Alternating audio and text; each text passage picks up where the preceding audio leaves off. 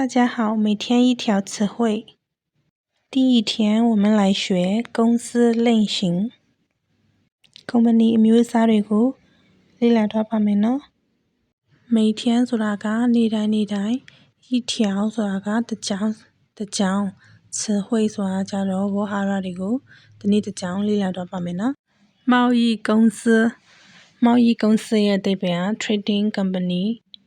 မြန်မာလိုကကုန်သွယ်ရေးကုမ္ပဏီပေါ့နော်။贸易公司နောက်တစ်ခေါက်ဖတ်ပြမယ်နော်။贸易公司 trading company ကုန်သွယ်ရေးကုမ္ပဏီဖြစ်ပါတယ်။贸易公司ကိုဘယ်လိုသုံးလဲဆိုတာဥပမာလေးနဲ့ကြည့်ကြရအောင်နော်။我在一家贸易公司工作我ဆိုတာကျွန်တော်在ကရှိသည်နေရာကိုညွှန်ပြနေမှာသုံးတယ်ပေါ့နော်။一家贸易公司ကုန်သွယ်ရေးကုမ္ပဏီတစ်ခုမှာပေါ့工作အလုပ်လုပ်ပါတယ်။我在一家贸易公司工作 I work at a trading company ကျွန်မကကုန်သွယ်ရေးကုမ္ပဏီတစ်ခုမှာအလုပ်လုပ်ပါတယ်